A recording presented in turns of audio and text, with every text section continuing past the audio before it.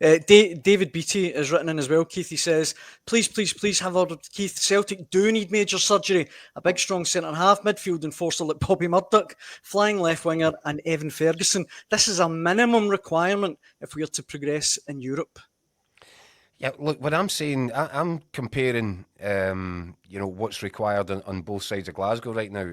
You've got a Rangers squad that clearly wasn't fit for purpose versus a Celtic squad which is coming into next season off the back of consecutive doubles. So that, and I know Celtic fans might be out there saying, well, we don't want to compare ourselves with Rangers.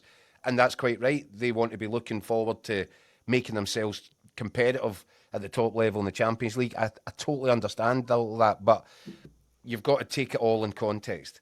In order for Celtic to stay at the top of the Premiership pile in this country, they don't need a huge turnaround this summer.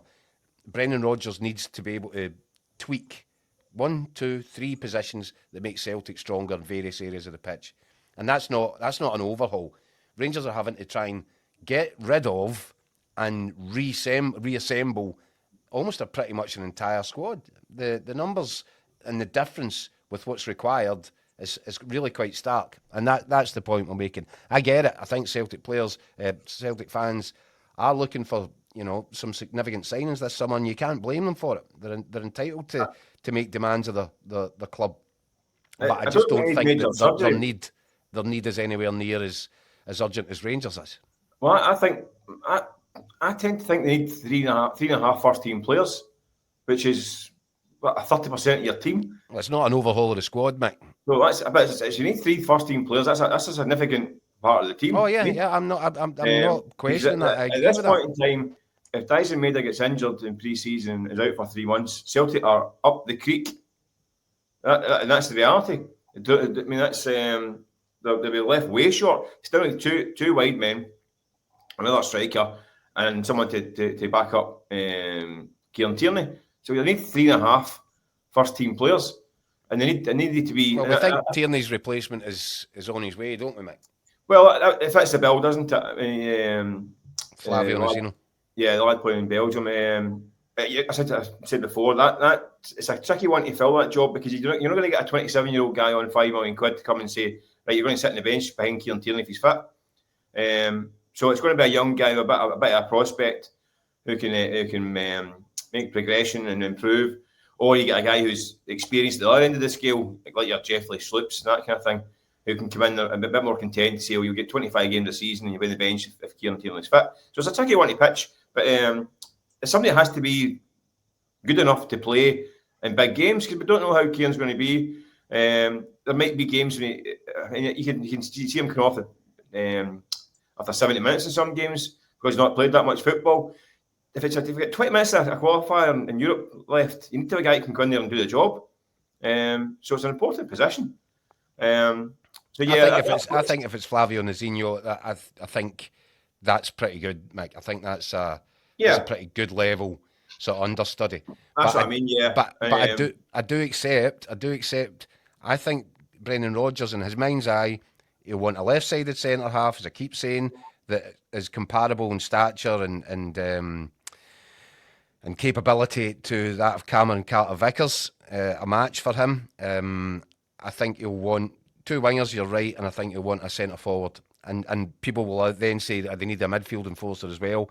I don't know. I think if he gets 2 strikers that improve the first team, 2 wingers that improve the first team, a central striker, and a left-sided centre half, on top of, if it is Flavio Nozino that comes in as Kieran Tierney's kind of second fiddler.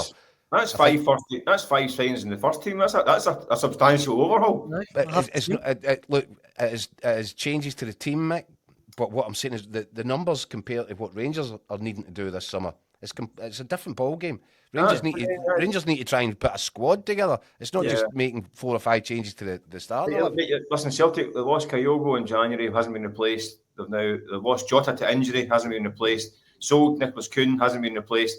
Greg Taylor left and Kieran Tierney came down, but that still leaves a gap at left back. Mm-hmm. So there's work to be done for Celtic. I think they will do it. I think they'll spend their usual 20 million, perhaps towards the end of the window, but they still need to get in guys at least 3 who can get right into that team and make them stronger. Because at the moment they're weaker than they were last season, and then I think last season they're weaker than the season before, and I think they're weaker than the season before that again. So they've progressively got a little bit weaker.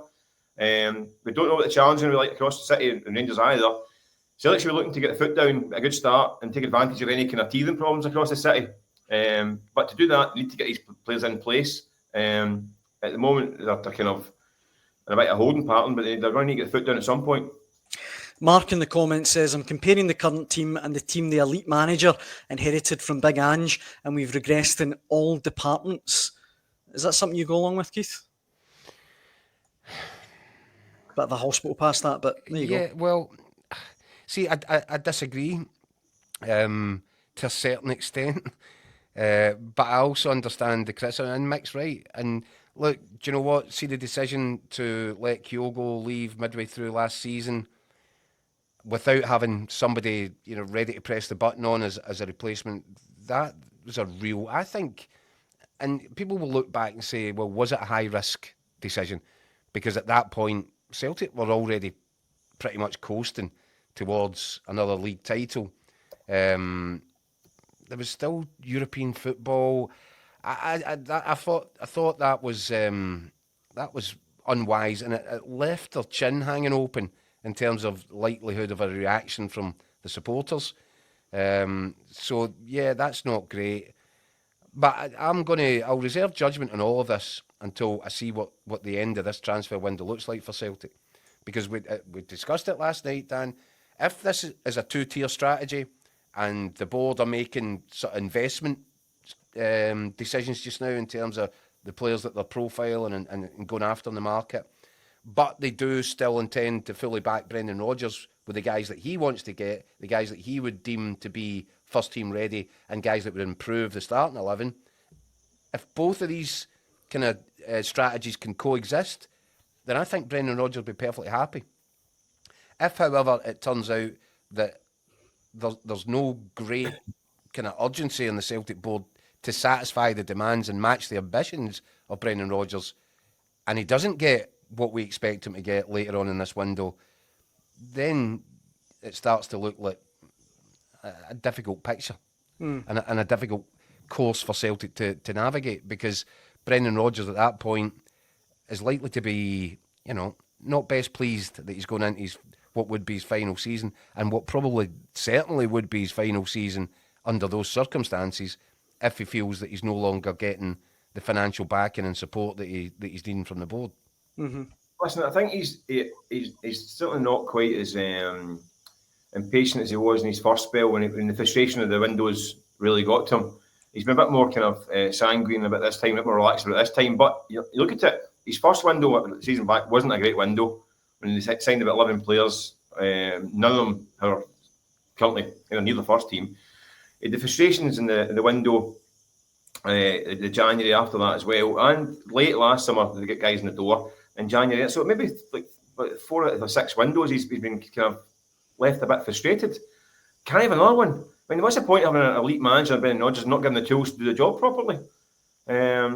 So the next few weeks are going to be interesting, because it will be interesting, Mick, because it also, I wonder if it points to, and there is this thing hanging over Brendan Rodgers about, going into his final year and no contract agreement in place, and you wonder what factors will need to go on, come on for consideration in terms of what he would require, what he would look for, what he would demand if he is to extend this stay. Or are there some inside Celtic that think he's kind of made his mind up already and that he's got no intention of extending the contract, in which case why feel obliged to push the boat out for him in this transfer market?